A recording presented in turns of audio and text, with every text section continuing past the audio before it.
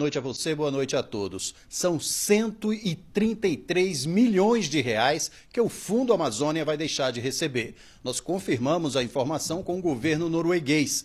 Em entrevista a um jornal de lá, o ministro do Meio Ambiente da Noruega disse que o que levou o país a tomar essa decisão foi o fato de o Brasil ter fechado a diretoria e o comitê técnico do fundo, sem consultar os doadores. Eram esses dois grupos que estabeleciam os critérios de aplicação dos recursos recebidos. A Noruega é a principal doadora do Fundo Amazônia. Nós preparamos um resumo de como ele é composto. Vamos ver agora.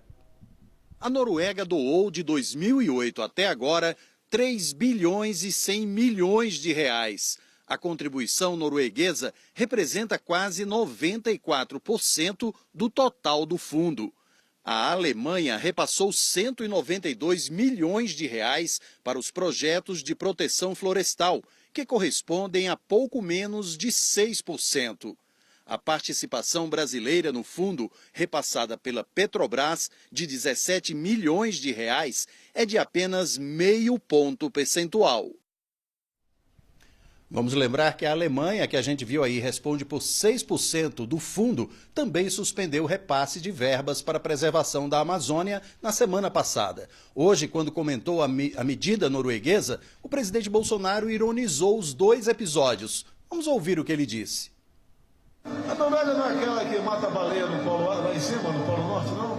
Que explora petróleo também lá? Não tem nada, dá exemplo. Pega a grana e ajuda a Angela a reflorestar a Alemanha.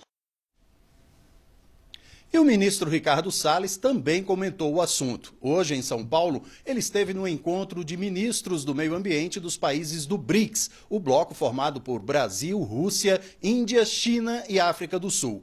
E afirmou que não se surpreendeu com a decisão da Noruega. Pelo jeito, ele já esperava o corte.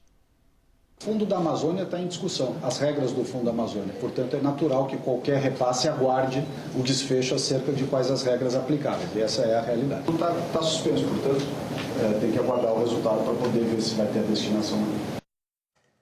E nós vamos continuar esse assunto. Aqui a gente preparou alguns números do desmatamento divulgados pelo INPE, o Instituto Nacional de Pesquisas Espaciais. E olha só, o pódio nada honroso do balanço no primeiro trimestre deste ano. Pará em primeiro lugar, Mato Grosso em segundo lugar e o Amazonas em terceiro. E aqui no Amazonas, o Jornal da Globo acompanhou uma operação da Polícia Federal e da Procuradoria da República para coibir este tipo de crime. Queimadas, derrubada de árvores, caminhões carregados com madeira. Essas são cenas cada vez mais comuns na floresta amazônica. Só neste ano, 912 quilômetros quadrados foram destruídos no estado do Amazonas.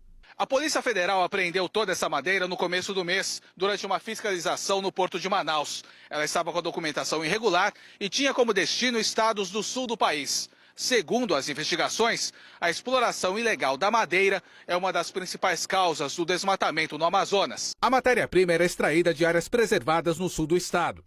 Os documentos sobre a origem dela, cuja apresentação é obrigatória, eram falsificados. Funcionários do IBAMA e do Instituto de Pesquisa Ambiental do Amazonas ajudavam a liberar a carga. E a madeira saía daqui, em barcos, para o restante do Brasil e países da América do Norte, Europa e Ásia. A Operação Arquimedes, que mapeou o crime, é antiga. Começou em 2017, com a apreensão de 470 contêineres carregados de madeira irregular. Se fossem deitadas lado a lado, as toras cobririam cerca de 2.000 quilômetros, a distância entre Brasília e Belém, no Pará. Em 2 anos de operação, a Polícia Federal prendeu mais de 30 pessoas, entre empresários, madeireiros e agentes públicos fiscalizadores. Até o ex-presidente do IBAMA no Amazonas, José Lelande Barroso, foi para a cadeia. Todos respondem às acusações em liberdade. 50 milhões de reais de empresas exportadoras de madeira foram bloqueados. E a investigação continua. Nós conseguimos atacar em 2 vertentes.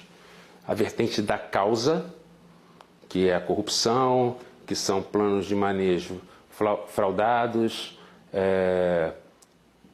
e de outro lado nós conseguimos também atingir a consequência disso. A tecnologia é uma aliada nessa fiscalização. A Polícia Federal no Amazonas usa um satélite para fazer o monitoramento online do desmatamento. O foco dele é justamente a área mais crítica, no sul do estado, que tem 100 mil quilômetros quadrados. O satélite monitora 60% desse terreno. Em média, são desmatados cerca de 25 quilômetros quadrados por semana. Em maio, teve pico de 40. Em julho, ficou em 15.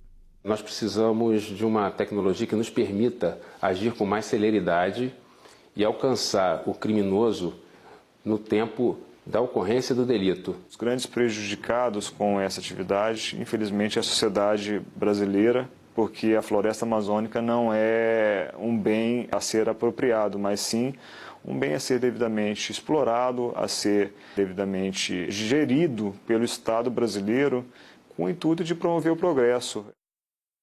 Você vai ver a seguir. Associações ligadas à justiça criticam a aprovação do projeto de lei que define o que é abuso de autoridade.